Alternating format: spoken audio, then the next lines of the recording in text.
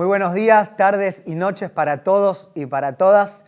Les damos la bienvenida a una nueva edición de Paralelo 38, el programa de entrevistas en el que hablamos sobre el mundo, sobre lo que pasa en todo el planeta en un año particularmente movido, interesante, clave, trascendental para la política internacional, porque a fin de año tendremos las elecciones en Estados Unidos. No sé quién me dijo el otro día, en las elecciones de Estados Unidos deberíamos poder votar todos, porque obviamente lo que pasa en ese país también tiene que ver y define un poco lo que va a pasar en los nuestros, lo que va a pasar con el rumbo del mundo. Sobre eso, sobre las elecciones de Estados Unidos, pero también sobre cómo se está moviendo el mundo, las placas tectónicas, cómo entender el planeta hoy, Medio Oriente, China, qué pasa en Sudamérica, bueno, Estados Unidos, todo está interconectado, la política, las corporaciones.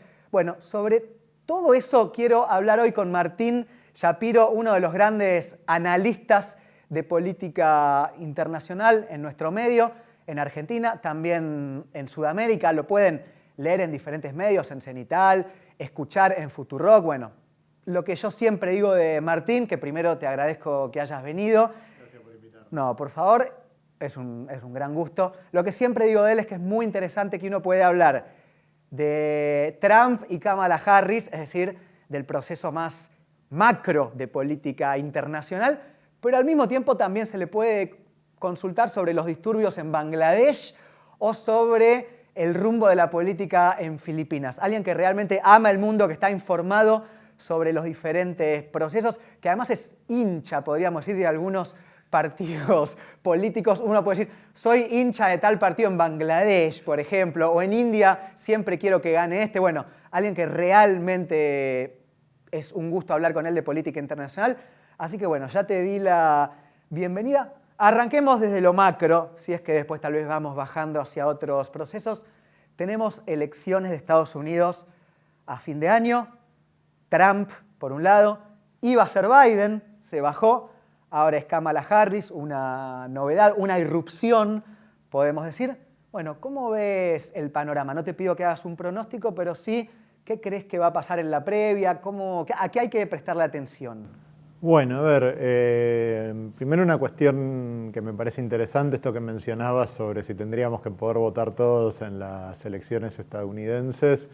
Se lo escuché a Ricardo Arjona una vez que lo entrevistó Diego Maradona No sé si... en la noche del 10, que le preguntó su opinión sobre George Bush, fue todo bastante random. Y él le contestó algo así como, dado que con lo que importa en mi país, me gustaría poder votar en esas elecciones, porque ellos terminan decidiendo lo que pasa aquí. Creo que es pertinente. Que saben Fidel y Clinton del amor también, dijo Ricardo. Me parece que es pertinente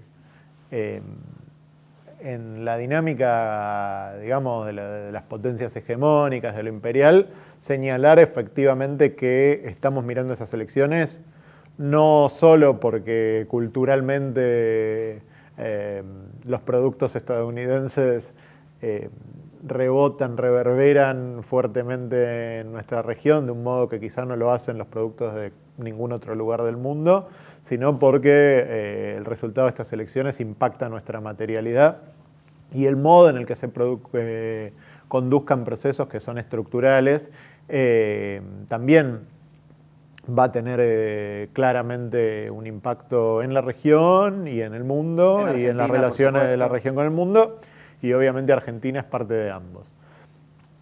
Dicho esto, me parece que tenemos una dinámica electoral que es distinta a la de junio, no solo porque cambió el nombre de la candidata demócrata, sino porque eso generó algunos cambios en la dinámica de la campaña.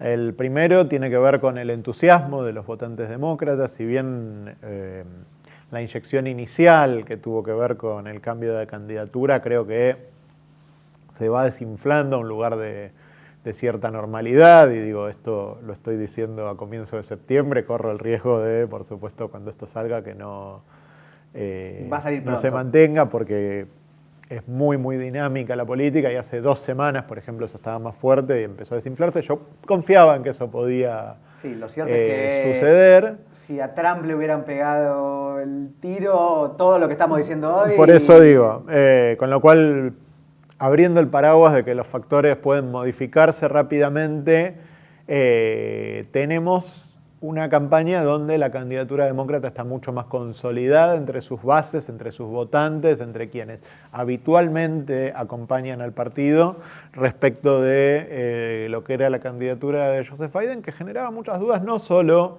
entre los indecisos, sino entre sus propios votantes, y que encima esas dudas después se reflejan en este debate temprano, con un desempeño malo, pero no malo por la solidez o falta de ella, de sus respuestas, sino por la sensación de que el candidato estaba perdido, digamos, que no terminaba de saber lo que decía, que perdía el hilo de la conversación, de lo que estaba respondiendo.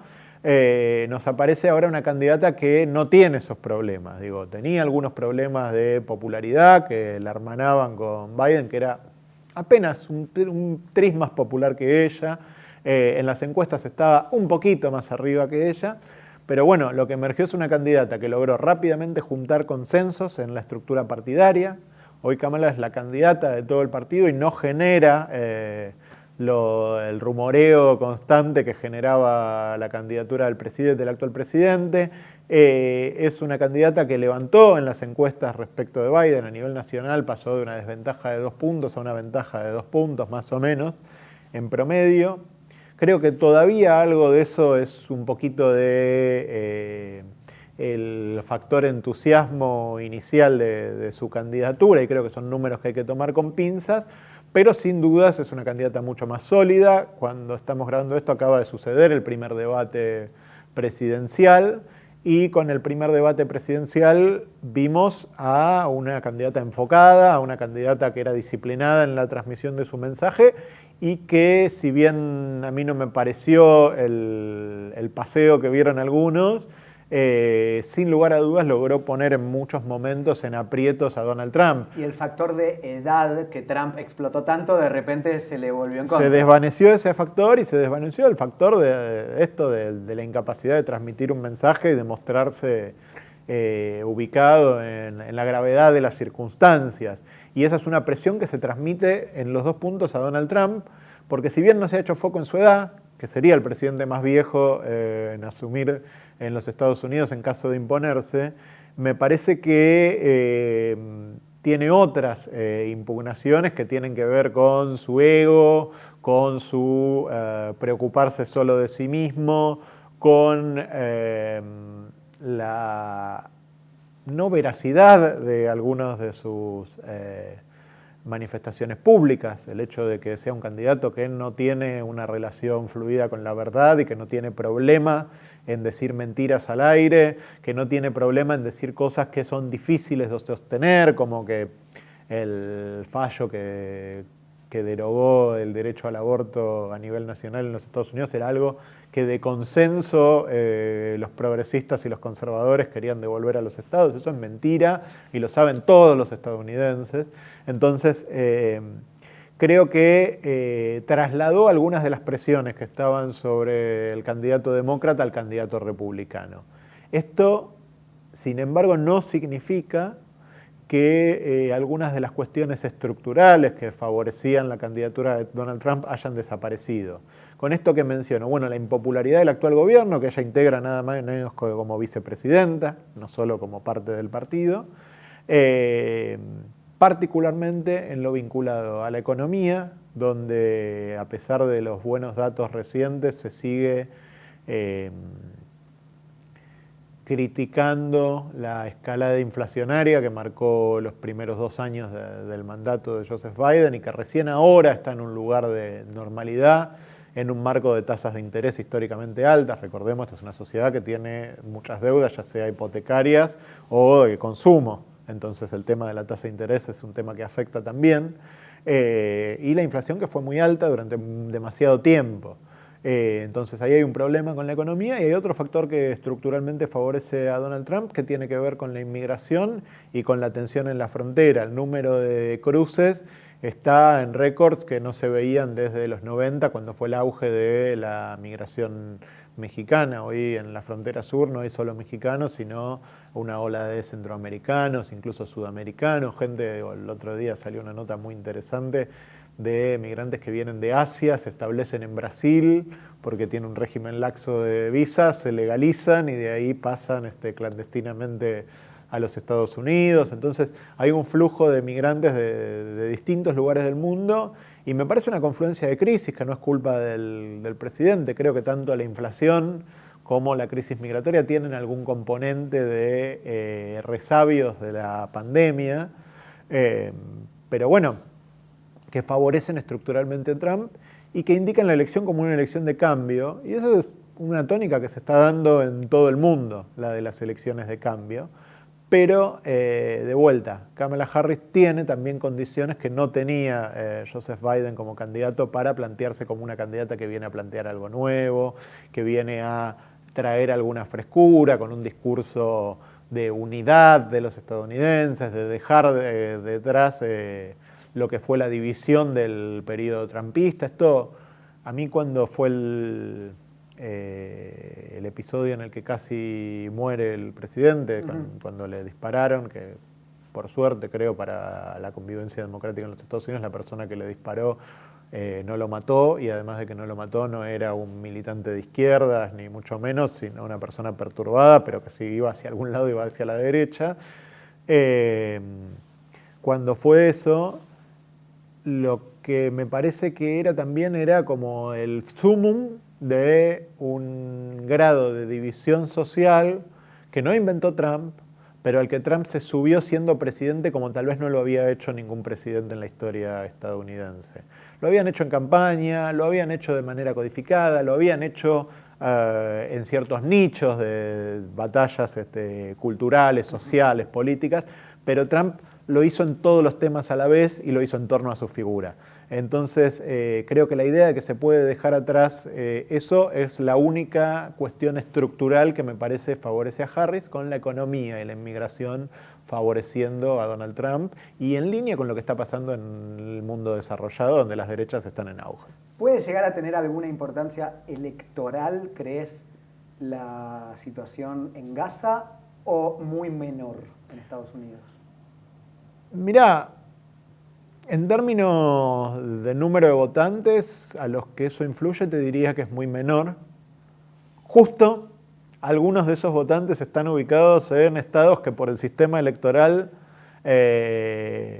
podrían llegar a ser relevantes con distancias muy cortas entre ambos candidatos. Que definen quién gana el estado. Claro, si vos me decís si Kamala Harris va a ganar o perder la elección nacional contra Donald Trump por la cuestión en Gaza, te diría, me parece imposible que eso suceda.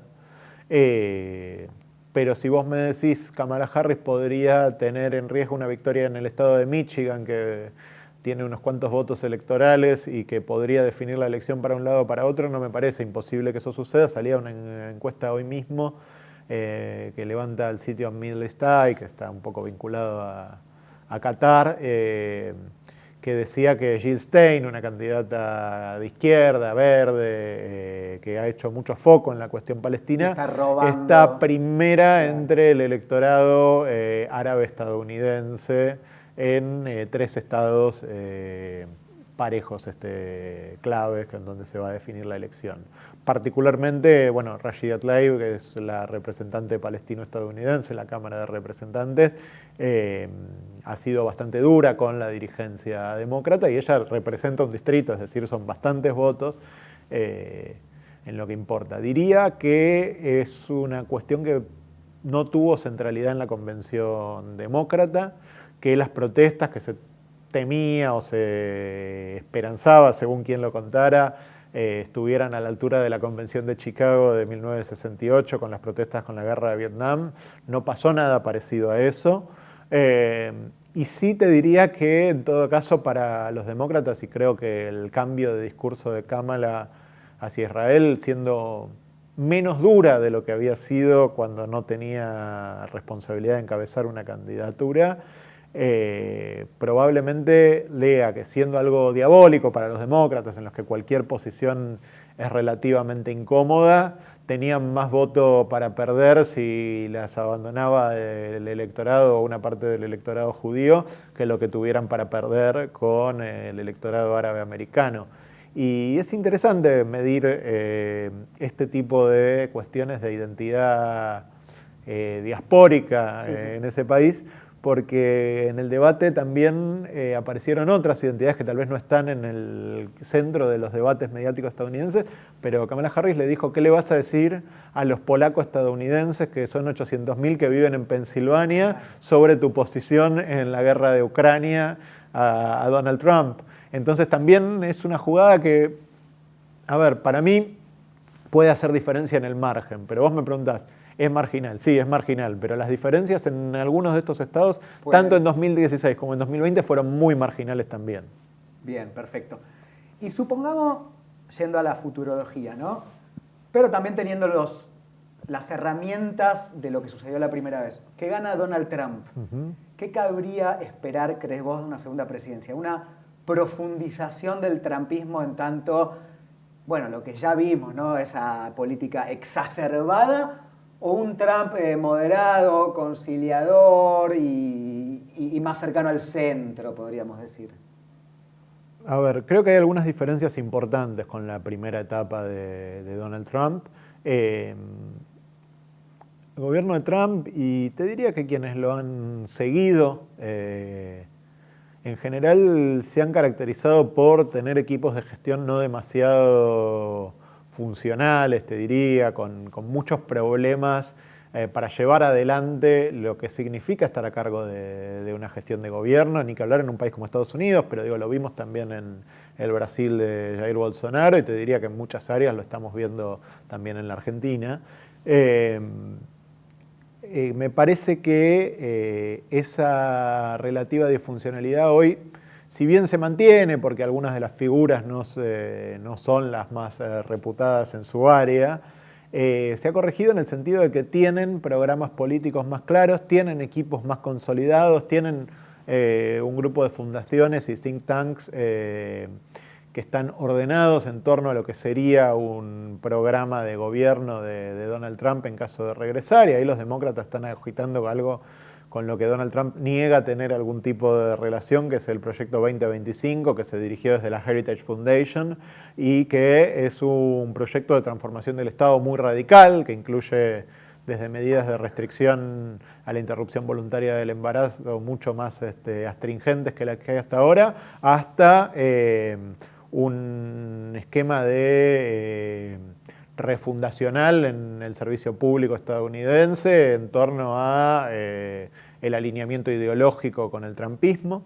Entonces me parece que hay una diferencia en la formación de equipos. Después la formación de equipos debía, y con debía quiero decir, todavía era tributaria de una estructura del Partido Republicano que no le respondía completamente. Trump no era el candidato favorito de la maquinaria republicana en el 2016 y hoy el partido es el partido de Donald Trump. Claro. En 2016 la número 3 en el grupo del Congreso era Liz Cheney, la hija de Dick Cheney, el vicepresidente de Bush y uno de los ideólogos neoconservadores.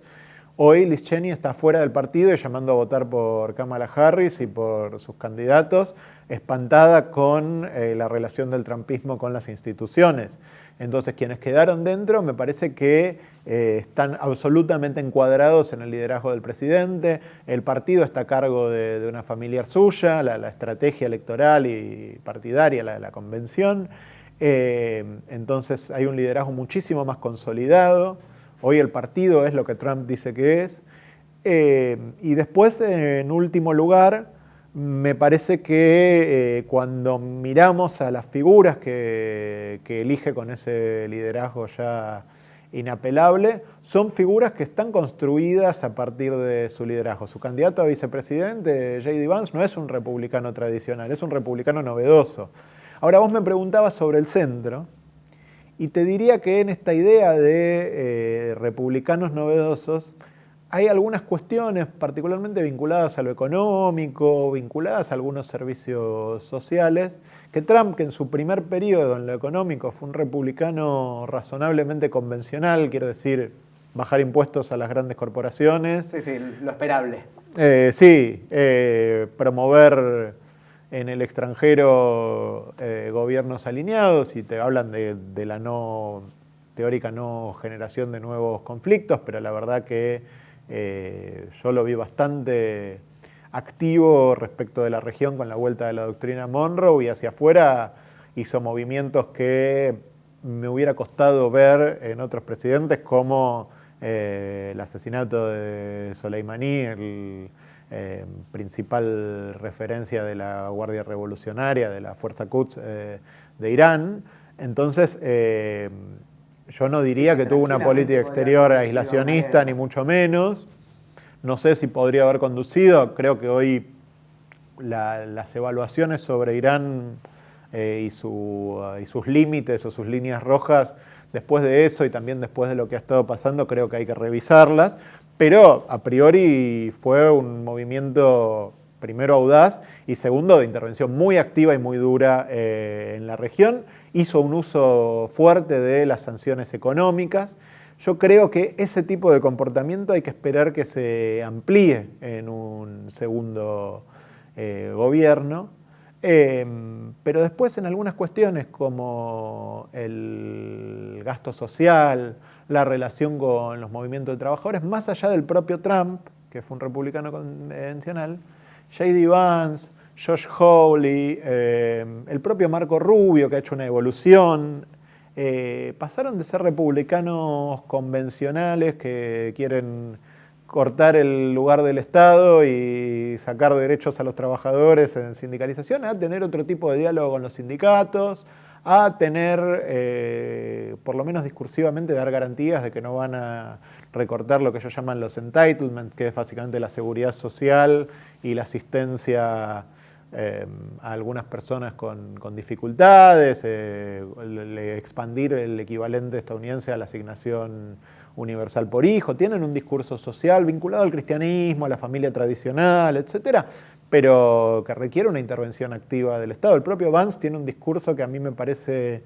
muy interesante, que dice: no se puede servir a dos amos, que son la familia y el comercio, y entonces yo elijo a la familia.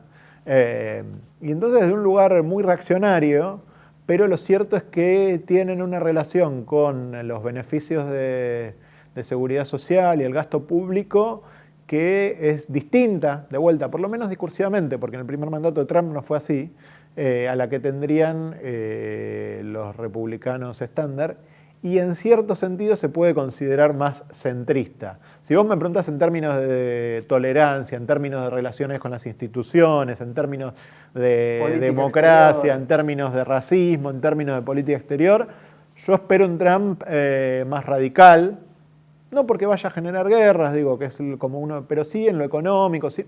Ahora, de pronto, en algunas cuestiones de política interna que tienen que ver con el gasto, más bien me imagino un Trump más intervencionista, y eso para algunos votantes es percibido como más al centro, porque hay una cosa que a veces la gente no la tiene tan en cuenta, pero está más o menos estudiado, me gusta mucho, que lo tiene bien trabajado un autor que se llama David Shore, que es: el votante promedio no es moderado. Los moderados son un sector chiquito. El votante promedio en general tiene un mix de ideas extremas, entre extrema izquierda y extrema derecha del arco político, que es distinto a la preferencia además de las élites, que en todo caso suelen ser relativamente abiertas en lo social y también liberales en lo económico. Y cuando uno analiza dónde está el votante mediano estadounidense, en todo caso es más intervencionista en ambos aspectos que lo que se llama moderado en la sabiduría convencional. Esta caracterización que vos hacés, y que para mí es muestra clara de que la política está cambiando mucho y de que a veces es difícil entenderla en categorías que tal vez hoy ya no cuajan tanto. Por ejemplo, centro, ¿no? Me decís, bueno, muy radical en esto, pero fíjate que el intervencionismo estatal lo podría acercar más a lo que uno pensaría es la izquierda, el papel del Estado frente al mercado, pese a que él es un empresario. Bueno, a mí me hace pensar mucho en estas recategorizaciones que todos necesitamos hacer. El caso particular que se me ocurre de esto, y me gustaría que hagas alguna reflexión, es un presidente que es muy, muy difícil de encuadrar, que es Bukele, ¿no? Vos decís, bueno, pero en esto es un tipo antiimperialista, porque dice que...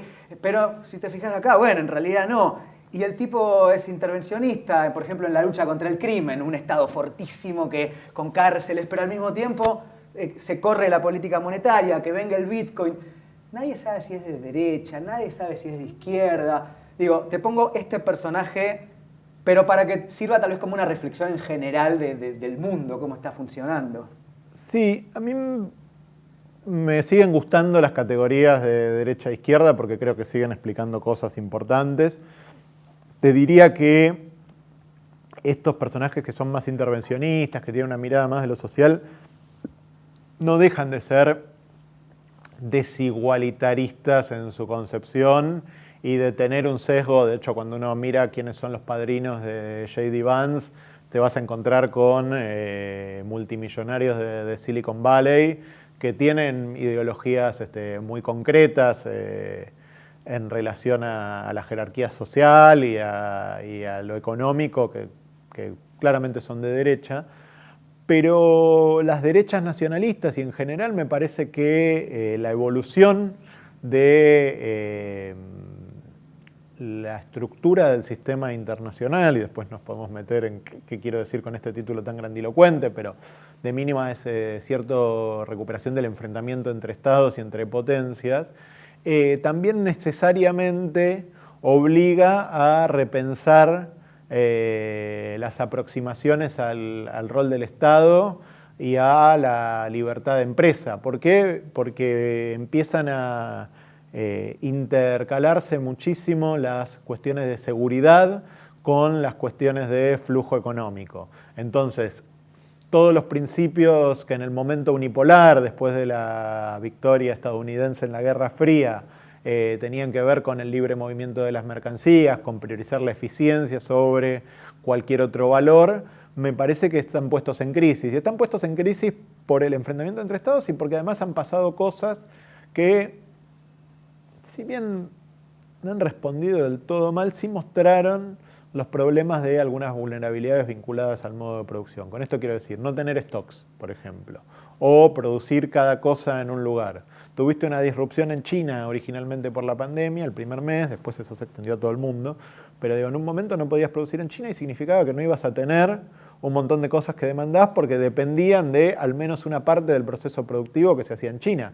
De hecho, hoy eso cambió, pero en 2021 había un porcentaje muy mayoritario de la producción automotriz del mundo que no se hacía en China para consumo exterior y que sin embargo estaba parada por lo que pasaba en Asia. Necesitabas máscaras para prevenirte del coronavirus, necesitabas una serie de insumos esenciales y no los tenías porque no tenías capacidad de producirlo. Entonces las vulnerabilidades del sistema que prioriza la eficiencia quedaron, me parece, al descubierto y te obligan a niveles mayores de intervención porque tenés que decir dónde y cómo y qué priorizás producir en función de necesidades estratégicas. Entonces me parece que forzosamente, ya sea por izquierda o por derecha, tenés que adoptar enfoques más intervencionistas. Y a su vez me parece que cuando vos querés tener un discurso que interpele a las clases trabajadoras vinculado a cuestiones de afinidad cultural, de migraciones, etc., también cuando cambia tu público objetivo y dejas de apelar a las clases medias altas de los suburbios en los Estados Unidos, de pronto sería de las ciudades, de las capitales en América Latina, o cuando vos cambiás tu público objetivo, también tenés que empezar a relacionarse con sus intereses materiales de otra manera, porque si no empezás a ahuyentar votos. Quiero decir, Obama, siendo negro, y era mucho más popular entre los votantes no universitarios que sus rivales republicanos, y le iba bien en estos estados que hoy están en peligro para los demócratas, porque sus rivales tenían un discurso duro contra la seguridad social, contra las previsiones para el retiro, de salud, etc. Y entonces Trump, con inteligencia, me parece, adopta por lo menos un discurso diferente, que después no lo materializa, pero a mí la idea de que el discurso siempre puede ser absolutamente cínico y disociado de la realidad me parece compleja. Yo creo que siempre un discurso en algún punto es performativo. Vos no podés todo el tiempo hacer una cosa y decir otra. Entonces, o tu discurso se acerca de alguna manera a tu práctica, o te dejan de creer. Y entonces lo que está pasando es que de pronto los cuadros más jóvenes del trumpismo, los consultores que aparecen, tienen ideas más en línea con lo que Trump decía que iba a hacer cuando ganó las elecciones y sobre todo cuando se presentó en 2020. Cuando vos me hablas de estos conflictos que se empiezan a generar ahora a partir de la libertad de empresa y otras cuestiones relativas a la estrategia nacional y a los estados y a la soberanía, inevitablemente se me viene a la cabeza un tema del que vos ya escribiste, que es Brasil y Twitter, ¿no? Por un lado Lula, presidente de un país, por el otro Elon Musk, que no es presidente de ningún país, pero tiene más poder que el 95% probablemente. ¿Cómo es la situación ahí, digo, explicada a quien tal vez no entiende? ¿Qué está en juego? Bueno, a ver, me parece interesante pensar este caso porque es un caso que empieza como una discusión sobre la libertad de expresión, con una decisión de uno de los jueces del equivalente brasileño a la Corte Suprema de Justicia, que es Alexandre de Moraes, que decide bloquear algunas cuentas de Twitter, X se le dice ahora, decide bloquear algunas cuentas y la empresa, y en particular el dueño de la empresa, dice no voy a cumplir con esa orden de bloqueo. Pero no dice no voy a cumplir porque voy a apelar ante la justicia brasileña, ya que si bien este es un juez del equivalente a la Corte, esto tiene apelación ante la sala y eventualmente ante la decisión del pleno del tribunal, sino que dice no voy a cumplir y me voy a retirar del país y aprovechar que tengo las comunicaciones que no saben de fronteras, y por lo tanto voy a poder seguir transmitiendo en Brasil sin tener una presencia física allí. Y ahí me parece que cambia de una discusión sobre libertad de expresión a una discusión sobre decisiones nacionales y soberanía nacional, que me parece que tiene algunos agravantes. Yo creo que las decisiones de Moraes eran cuestionables, no soy un fan del modo en el que de Moraes trata algunas expresiones como incompatibles con la democracia. Creo que es un contexto muy difícil en el que de Moraes toma estas decisiones porque hay evidencia más que sólida de que en Brasil hubo un intento de golpe que excedió no solo de los manifestantes que protestaron el 8 de enero de 2023 y tomaron y destruyeron parcialmente las sedes de los tres poderes, sino que hubo un involucramiento de una parte relevante, entre un cuarto y un tercio del generalato, de la alta oficialidad militar, en la interrupción del traspaso de mando a quien había ganado las elecciones y en el desconocimiento del resultado electoral. Y eso es un desafío muy grande en una democracia, por supuesto. Ahora, si vos me preguntás, creo que muchas de las cosas que de Moraes llama antidemocráticas, al menos en circunstancias normales, están dentro de los discursos que tenemos que poder tolerar en una sociedad abierta. Brasil es una sociedad abierta y democrática, y entonces creo que corrió un poco los límites. Lo hizo de vuelta, en circunstancias excepcionales, con un riesgo concreto de golpe de Estado, así que me parece que es más complejo de lo que sería en cualquier otra situación. Pero esta cuestión, que es una cuestión de libertad de expresión, apelable de vuelta ante las instituciones pertinentes, resulta que viene una persona que tiene un poder fáctico, con fáctico quiero decir puede seguir transmitiendo porque no dependen sus ingresos de su operación en Brasil, ni su presencia de tener una oficina allí, y dice no voy a cumplir.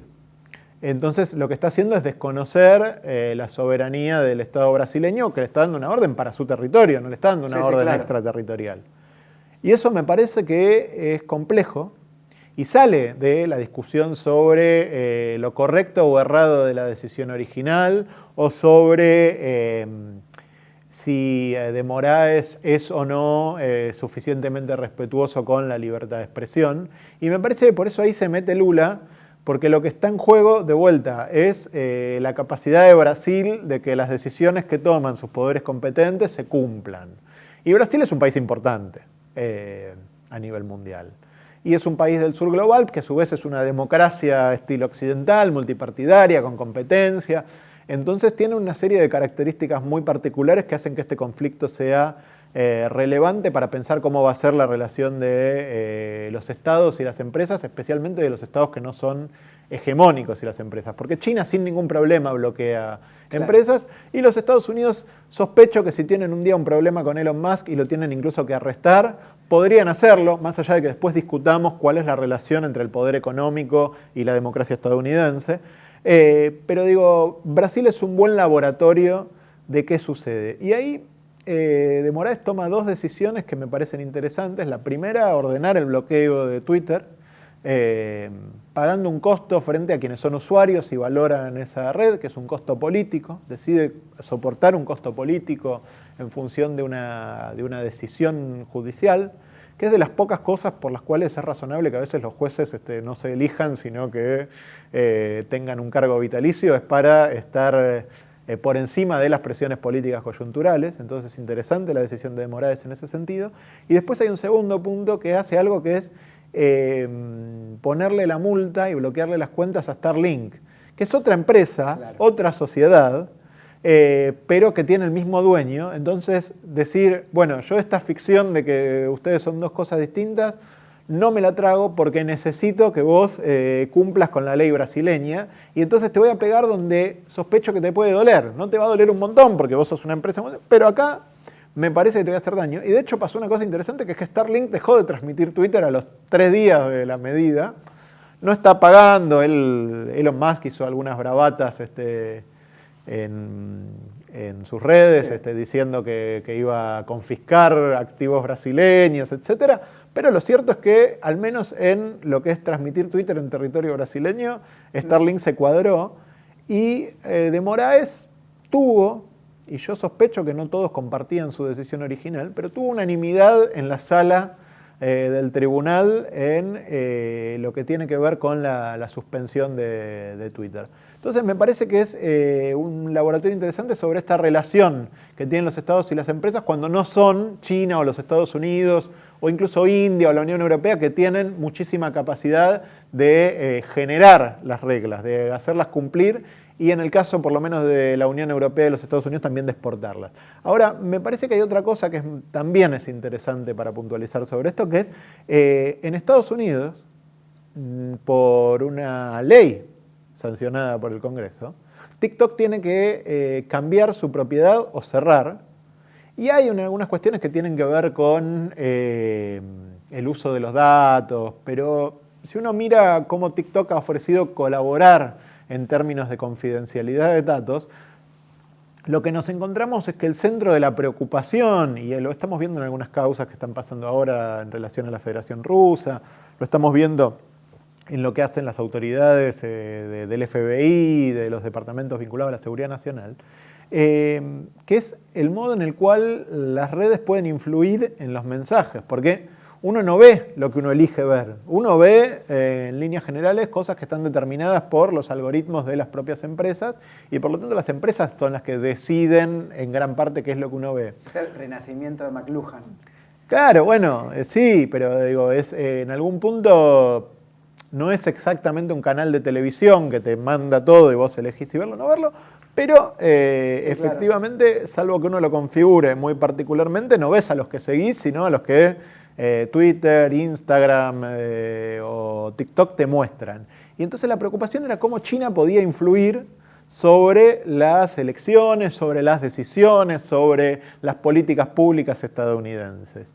Y a mí me parece que Brasil, respecto de Elon Musk, no tiene una relación distinta a la que los Estados Unidos tienen con China. Estados Unidos seguramente puede aguantarse que un residente en el país, que es un ciudadano privado, sometido a su legislación, tenga una red social y haga lo que mejor le parezca.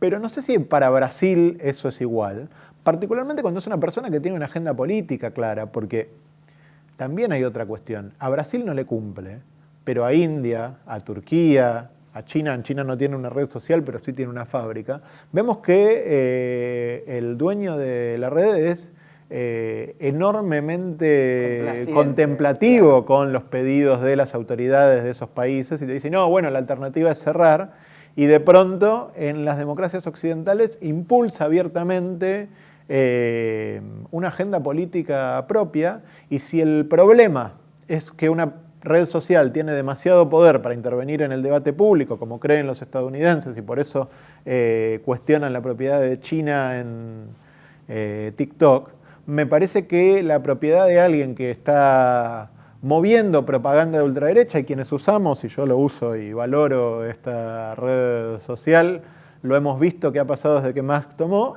impulsa claramente una agenda vinculada a la ultraderecha, que en Brasil en particular ha sido un riesgo para la democracia. Entonces, con la misma lógica con la que a Estados Unidos le preocupa que esos flujos económicos se conviertan en influencia en su debate público y en su democracia, también para Brasil es preocupante que lo haga un privado. No hace falta que haya un Estado para que haya un peligro democrático. Y en Brasil particularmente con una historia, ¿no?, de Bolsonaro ganador, fake news, WhatsApp, etc. Eso es lo que señalaba, digo, la agenda de ultraderecha de Bolsonaro es una agenda que en Brasil tuvo un peligro democrático concreto. Y por eso también es interesante que Elon Musk hoy sea parte de la investigación de la causa, entre comillas, de milicias digitales del Tribunal Supremo brasileño y que lidera Alexandre de Moraes, que hay que recordar, no es un juez de izquierda ni mucho menos, sino que lo designó Michel Temer, venía de ser parte del gobierno de centro-derecha de San Pablo.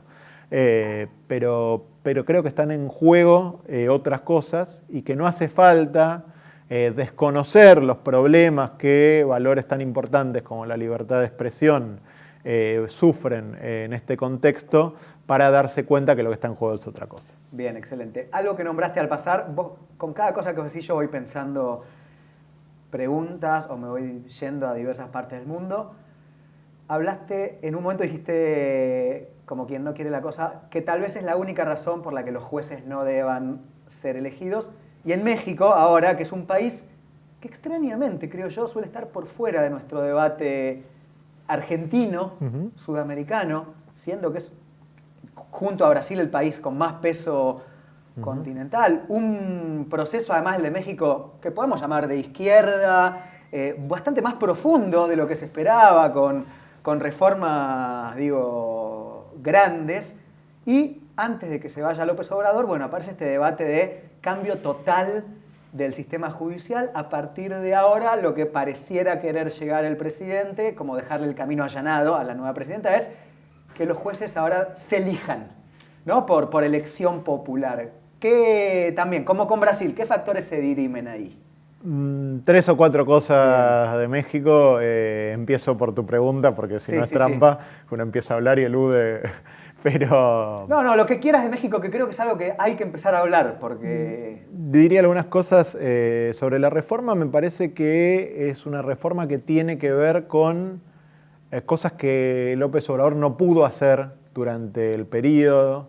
Tuvo un intento de reforma fuerte en el mercado eléctrico, por ejemplo, que le terminaron paralizando los jueces y finalmente la Corte Suprema de Justicia. Vos me preguntás si para mí era una buena reforma, te diría que no, pero no importa. De vuelta son las decisiones que toma cada proceso político de manera soberana. Junto con eso, en general, el gobierno de López Obrador tuvo choques con distintos órganos donde no designaba directamente y rápidamente a quienes lo integraban, tanto con la autoridad judicial como con la autoridad electoral. Me parece que esto es un intento de ganar margen de acción a partir de los enormes resultados que tuvo. Ha sido una gestión que acumuló muchísima popularidad, supo mantener estabilidad macroeconómica junto con una reducción de la pobreza básicamente impulsada por la suba del salario mínimo, mucho más que por el gasto público, aunque aumentó algunos programas sociales relevantes. Y me parece que este es un intento de ganar peso, ganar influencia, que tiene pocos antecedentes en general la elección popular de los jueces. Yo, si me preguntás a mí, tengo que desempolvar el título de abogado. Creo que el problema es que los jueces tienen a veces demasiado poder en lo que se llama control de constitucionalidad para contradecir a los órganos electos democráticamente, pero a su vez entiendo que, de vuelta, como esto de Moraes, que hay algunas razones razonables para que jueces tal vez menos poderosos tengan mandatos vitalicios o semi-vitalicios. Creo que hay un problema de relación entre los poderes que están mal resuelto y que ha hecho que los poderes judiciales sean poderosos y expansivos.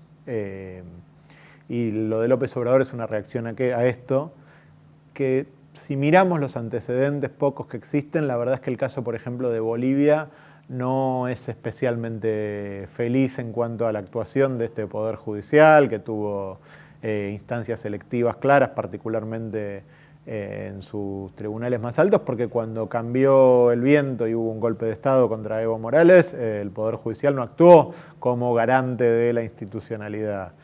Siguió el poder fáctico casi del mismo modo en el que lo habrían hecho jueces no votados. Y te diría que si vamos a Brasil, Toffoli, que fue presidente del Tribunal Superior durante el gobierno de Bolsonaro, una persona que llegó a ser abogado del Partido de los Trabajadores, un cuadro del Poder Ejecutivo, y fue extremadamente deferente con Bolsonaro durante la parte prepandémica de su mandato. Entonces creo que la idea de que desde el mandato eso va a controlar a los jueces es una idea de la que soy escéptico.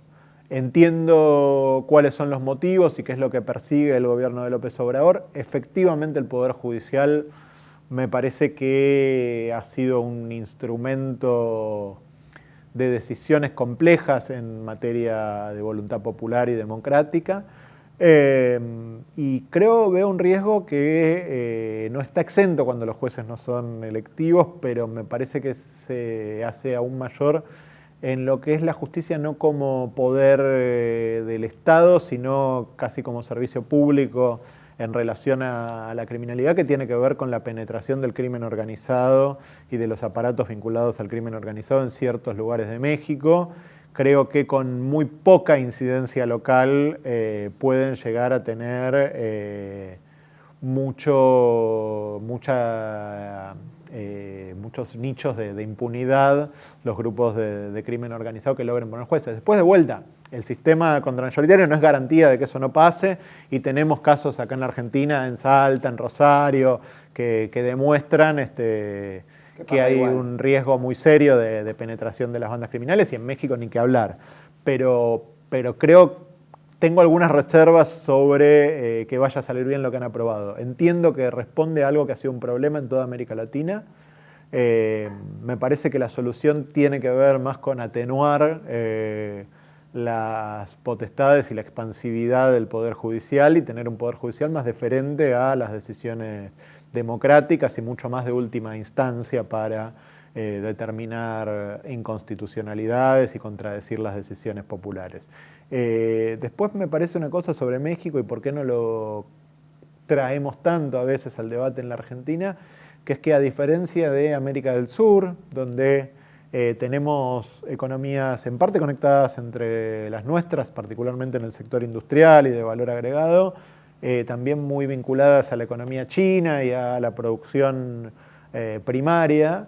México es un país que destina el 80% de sus exportaciones a los Estados Unidos, y hoy la relación Estados Unidos-México es la más intensa en términos comerciales del mundo. Y este gobierno de López Obrador, que fue muy activo en la reducción de la pobreza, que fue intervencionista en sectores como el energético, el petrolero, de cambios profundos, que tuvo algunos proyectos de infraestructura bien interesantes, que me parece que pueden tener un rasgo muy transformador para México. En la macroeconomía ha sido bastante prudente el equivalente mexicano al Banco Central, y se ha enfocado en subirse al rediseño de las cadenas globales de valor, fortaleciendo su lugar como eslabón en la producción industrial con destino al consumo de los estadounidenses.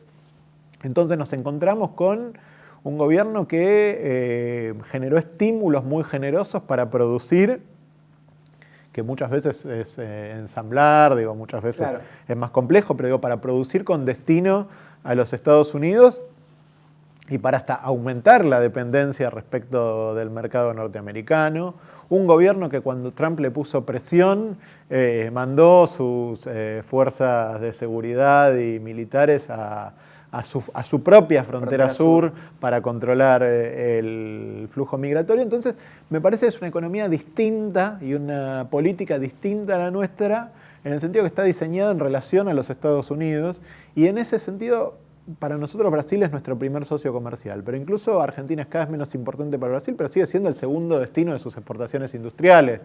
Sigue siendo mucho más un lugar donde se define la política exterior brasileña, el Atlántico Sur. Para México no hay ninguno de todos los factores relevantes que sí están en nuestra región. Entonces me parece que ese es el principal factor por el cual no miramos tanto al país. Y después me parece que hay un comercio y una mirada del comercio de los mexicanos respecto al sur que podría ser en general más generosa, y recíprocamente del sur respecto de México. Brasil ha sido siempre bastante celoso de la participación de México en las instancias regionales en función de lo que considera su propio liderazgo. Claro, sí, que no se meta otro grande en la hegemonía. Bien, me interesaba hablar de México particularmente, de Brasil fue surgiendo, de Estados Unidos. Te invito a cruzar el charco. Esta entrevista, como dijiste vos, está grabando los primeros días de septiembre, va a salir muy pronto, pero hace un par de días tuvimos la noticia de que en una región alemana llamada Turingia ganó un candidato que muchos caracterizan directamente como hitleriano, neonazi, que más allá de este nombre en esta región tiene que ver, como vos ya lo mencionaste y como hablamos de Trump, con un crecimiento global de las ultraderechas, cada vez más, además, hacia la derecha. Tenemos ahora, por ejemplo, en octubre elecciones en San Pablo con un nuevo representante del bolsonarismo que es coach ontológico con vínculos con el narcotráfico, bueno, una cosa que lo corre a Bolsonaro por derecha incluso. Yo le decía a un amigo, siempre es peor, o sea, siempre aparece algo. Digo, hablando de Alemania y de las ultraderechas globales, ¿por qué se da esto? ¿Por qué se da particularmente en Alemania? ¿Cuál es el proceso que se está dando en Europa respecto a algo que ya es imposible de ocultar, ¿no? Sí, me parece que hay algunas cuestiones que son idiosincráticamente alemanas que hacen que se ponga un ojo en particular. Vos lo decías, lo neonazi / hitleriano, entre comillas, las aproximaciones que tienen que ver con... Si pasa en Alemania o si pasa en Hungría, bueno, Alemania ya... Claro, la historia alemana y el hecho de que esta persona, Björn Höcke, digamos, mueva conscientemente los límites de lo que es aceptable y lo que no es aceptable decir, que haga referencias veladas a eslóganes que remiten y reverberan con el nazismo, creo que efectivamente aumenta siempre los niveles de preocupación y también un poco de morbo mediático. Sin duda. Pero efectivamente tenemos un fenómeno occidental que tiene que ver con el auge de las ultraderechas, que a su vez está montado sobre un fenómeno que es más abarcativo todavía, que tiene que ver con un nacionalismo filoautoritario que creo que está en auge a nivel global y que de vuelta tiene que ver eso primero que nada con las tensiones vinculadas al modo de producción internacional, con algunas crisis de la globalización, que después de la crisis de 2008 el comercio dejó de crecer más que el crecimiento global y se ha estancado o reducido dependiendo el año. Tenemos en Occidente a su vez un aumento marcado de la desigualdad y entonces tenemos tensiones materiales vinculadas a eso. tenemos sociedades envejeciéndose en el mundo desarrollado, particularmente en Europa, con lo cual un gasto público que es constante o creciente, depende del caso, en realidad tiene que elegir cuáles son las necesidades que atiende porque tiene que atajar una población mucho más envejecida con una población económicamente activa reducida en términos relativos. Entonces tiene grandes desafíos en términos de gasto y a su vez algunos desafíos también en términos y tensiones en términos culturales que van por fuera de lo material y que tienen que ver con los flujos migratorios y diría que más que con los flujos migratorios con las diferencias culturales, de costumbres. Sí, particularmente en Europa, el Islam. Sí, el Islam, y te diría que no solo, pero sí, con el Islam creo que ha explotado, pero ya por ejemplo la integración de la población de los Balcanes fue un primer desafío y fue complejo, y la integración de poblaciones de Medio Oriente y Asia, sur de Asia y Asia Central, ha sido aún más difícil, norte de África, que me parece que ha sido aún más difícil para las poblaciones, y hay una percepción material de que se compite con los inmigrantes en términos de beneficios sociales, etcétera, pero sobre todo hay un desafío cultural. Me parece sintomático un Tony Kroos diciendo que se queda en España porque es más segura que Alemania para que su hija, que está pronta a empezar a salir, pueda salir a la calle sola y él no preocuparse por si va a volver y si le va a pasar algo, etcétera.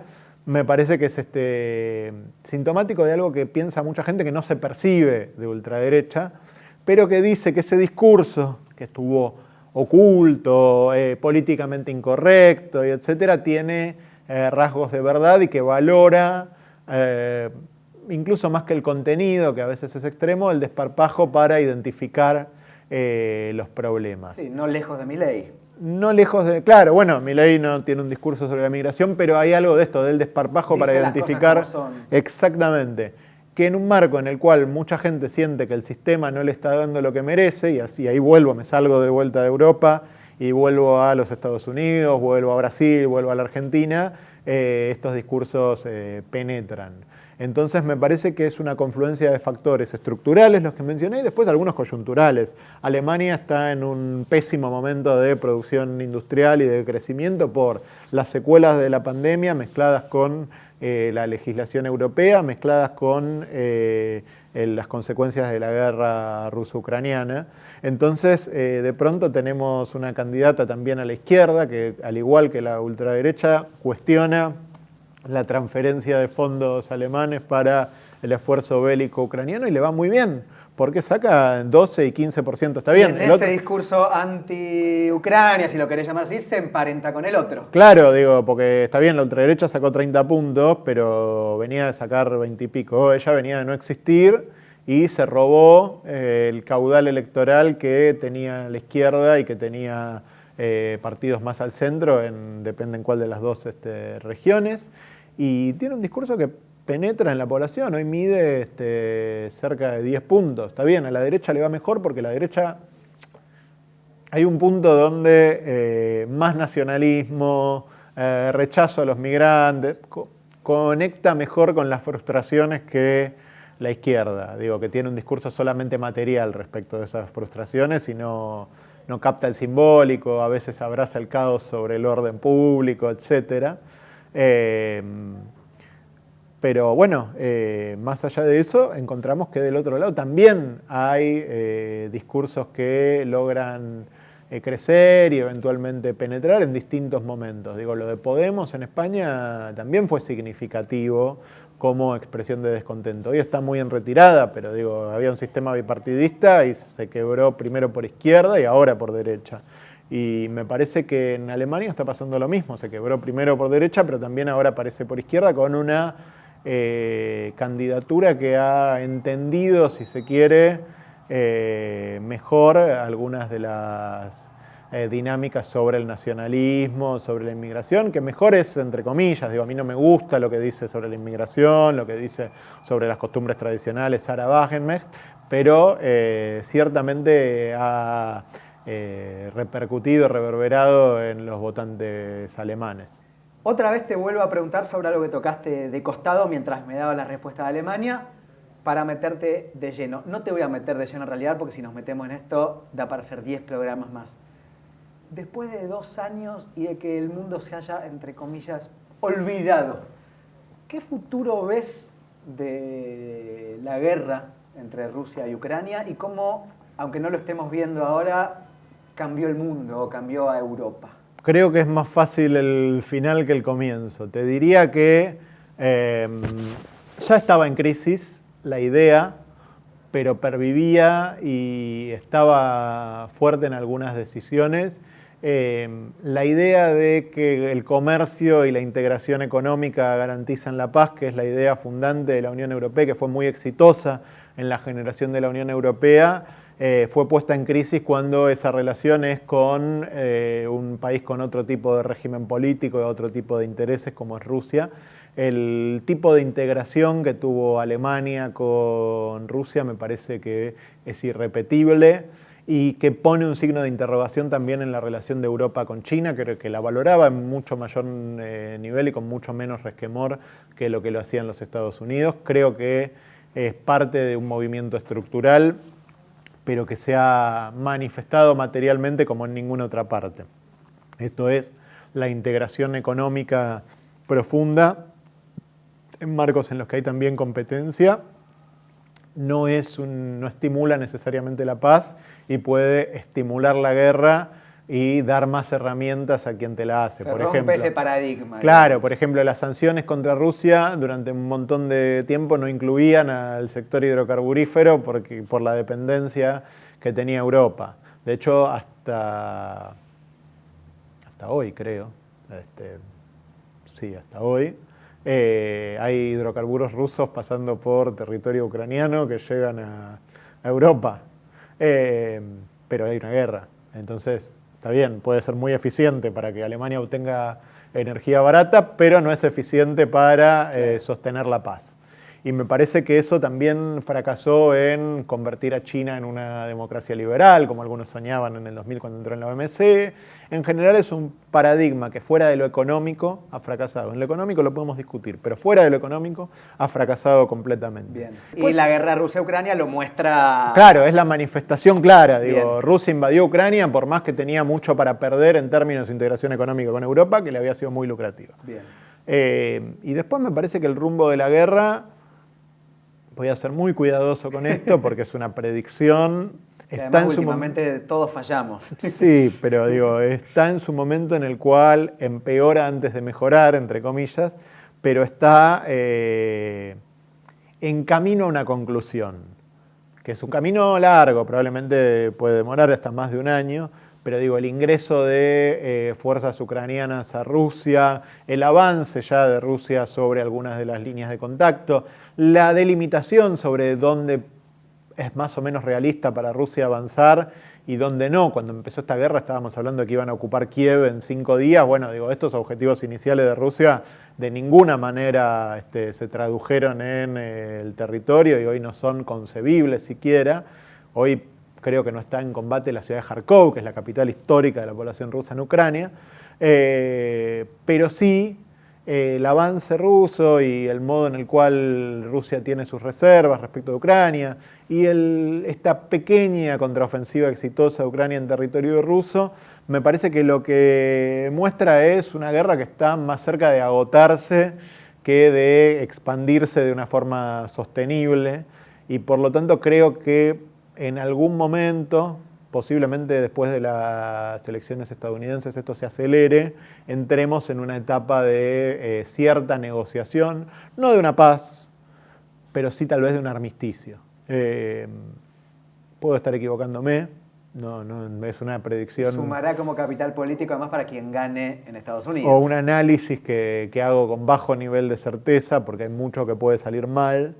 Pero yo hoy no veo un escenario en el cual esto no termine en una negociación de un armisticio en el cual Rusia se quede en parte del territorio ucraniano ganado en la guerra, pero también a su vez relativamente poco respecto del del objetivo inicial. Un poco la guerra de Finlandia en la Segunda Guerra Mundial, donde todos dicen que ganó Finlandia, pero ciertamente quedó con menos territorio que el inicial. Creo que veo algo así. Ya que hablaste de Rusia y otra vez aprovechando una cosita mínima que mencionaste, que es la relación de Europa con China, y para ir cerrando ya, porque llevamos 1 hora y 10 de repente sin darnos cuenta y pasamos de Estados Unidos, América del Sur, y lo que faltó además, ¿no? Digo, solo menciona Medio Oriente y ya es como, bueno, okay, África ni existió, digamos, siempre faltan cosas, pero me parece interesante empezar a cerrar la charla con China, que es hoy sin duda el otro gran polo de poder, ¿no? Uh-huh.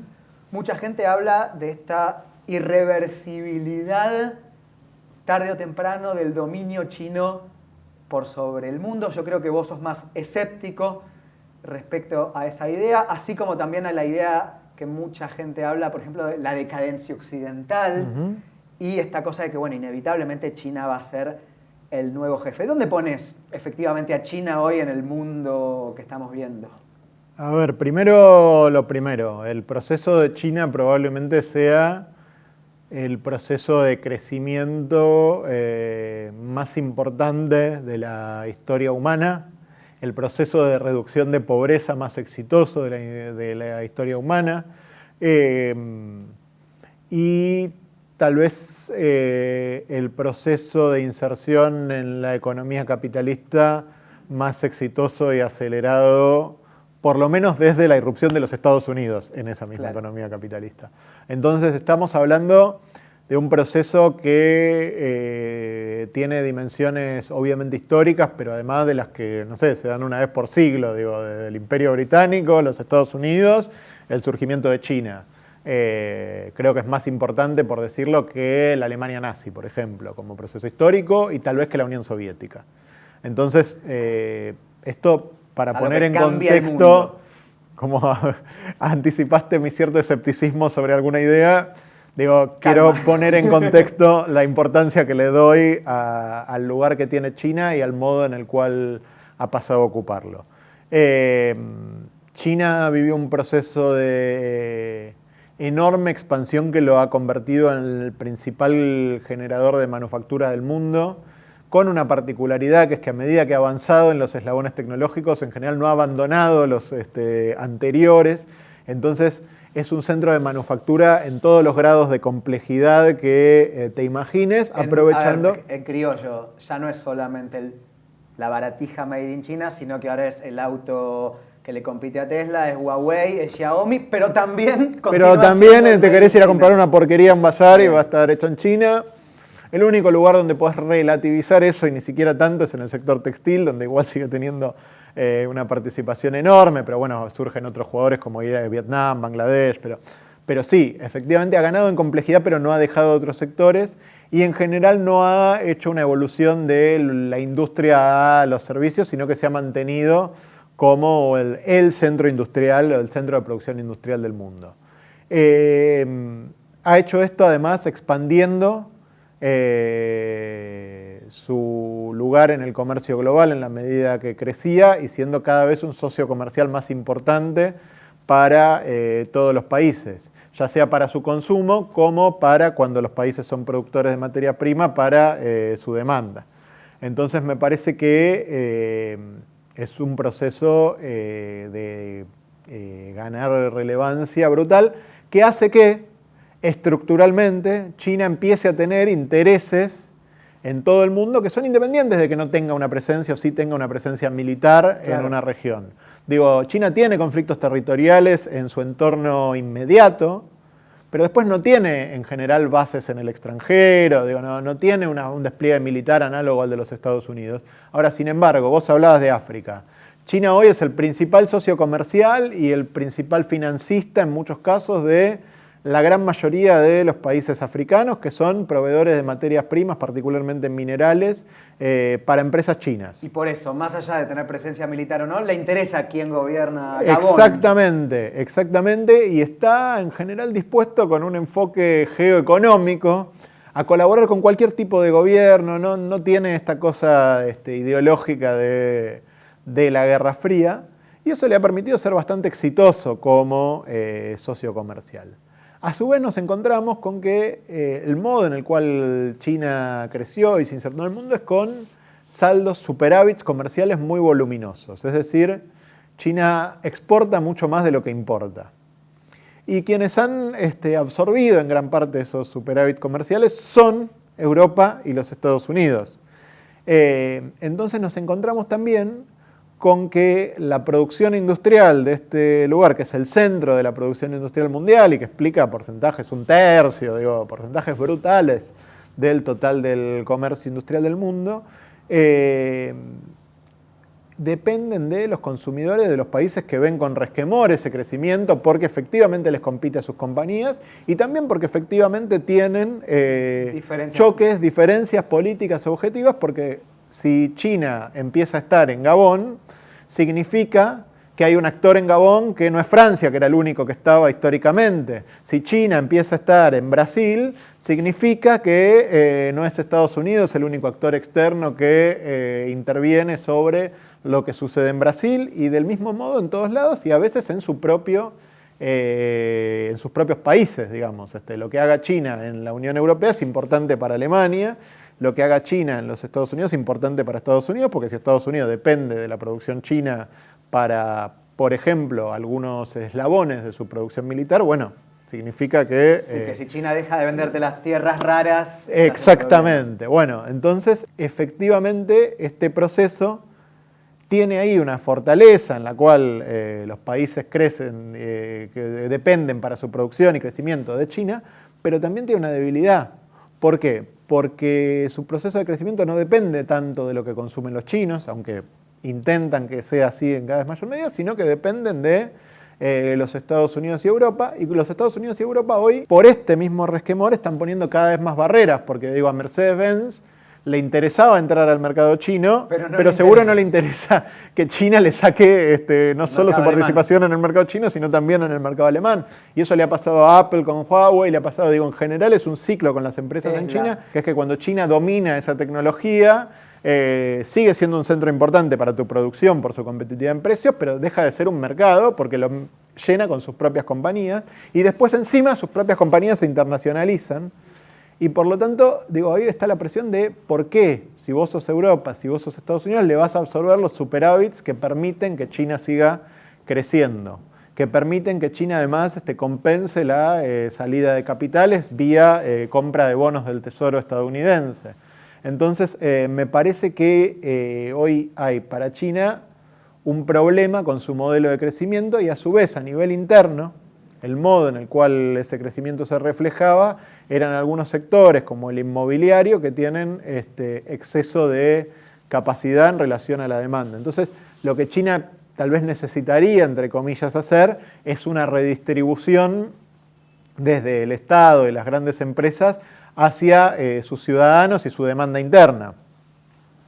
Eso requeriría algunos cambios sistémicos muy importantes, y países como Japón, por ejemplo, han tenido muchos problemas para hacer esos cambios, que tienen superávits grandes y tuvieron importantísimos procesos de crecimiento. Digo, en los 80 se hablaba de que Japón podía superar a Estados Unidos con un tercio de la población, y hoy eso es inimaginable. Bueno, a China le está pasando en parte esto. Sí creo, China tiene 1.400 millones de habitantes y puede crecer mucho menos de lo que crecía hasta ahora, y eso no va a hacer que no siga ganando volumen aún enfrentando grandes desafíos. Yo creo que el modelo chino tal como estaba pensado va a enfrentar algunos techos en términos económicos.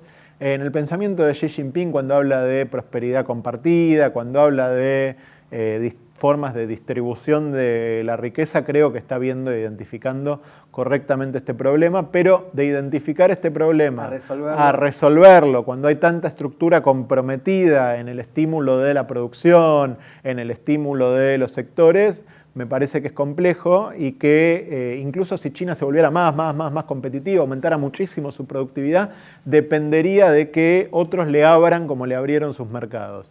Lo que sí veo, me parece que es importante para nuestra región, para Asia, para África, es que si en la medida que China no pueda colocar excedentes en esos países, vamos a enfrentar en nuestras propias producciones industriales presiones crecientes de uno que es nuestro socio comercial, con el cual muchos de nuestros países sí tienen superávit, porque Brasil tiene un enorme superávit comercial, Chile tiene un superávit comercial porque exportan minerales. Entonces son vulnerables también a una presión de China que va a mirar cada vez más a estos mercados porque va a encontrar barreras en los mercados desarrollados. Entonces me parece que ahí hay una reconfiguración del sistema global a la cual hay que prestarle atención, que tiene algunos techos para China, tiene algunas preocupaciones para China, pero también tiene algunas preocupaciones para el funcionamiento general del sistema y particularmente, y a veces se mide poco cuando hablamos de la bipolaridad, para nuestra región. Bien, es súper interesante. ¿Crees que existe la posibilidad en el corto o mediano plazo, en esta situación en la que hablas de enfrentamiento, pero a la vez interdependencia de estos dos grandes poderes, de conflicto armado, no sé si abierto, pero ¿me entendés? Creo que ahí hay una cuestión que es muy relevante para pensar en un conflicto armado, que es Taiwán. Hay una segunda cuestión, pero digamos, si uno tuviera que asignar probabilidades, creo que quedan bastante más atrás, que es el mar del sur de la China, por donde pasa. Filipinas. Que están así, Filipinas, Vietnam, Indonesia, todos tienen su propia cuita con China, pero me parece muy de segundo orden en términos de la probabilidad de que eso genere un conflicto abierto entre China y los Estados Unidos, pero digo, esos son dos conflictos territoriales importantes y lo que me parece más probable es una escalada en los niveles de tensión en términos económicos. Ahí el gobierno de Donald Trump, y para terminar el círculo, generó mecanismos de sanción comercial que el gobierno de Biden no retiró, sino que profundizó. Tuvimos, esto decía de Trump, me parece que es esperable que eso se profundice si es electo, mucho uso del mecanismo de las sanciones comerciales durante su gobierno como forma de imponer la voluntad norteamericana, de extraer concesiones incluso de aliados, pero digo, sacando a los aliados, el gobierno de Biden ha hecho un uso más selectivo de esta herramienta, pero también extensivo. Sí, se ve con Cuba, por ejemplo, continuó. Con Cuba continuó, creo que ahí es más una cuestión de fuerza, pero con Irán, con la Federación Rusa, con la propia China.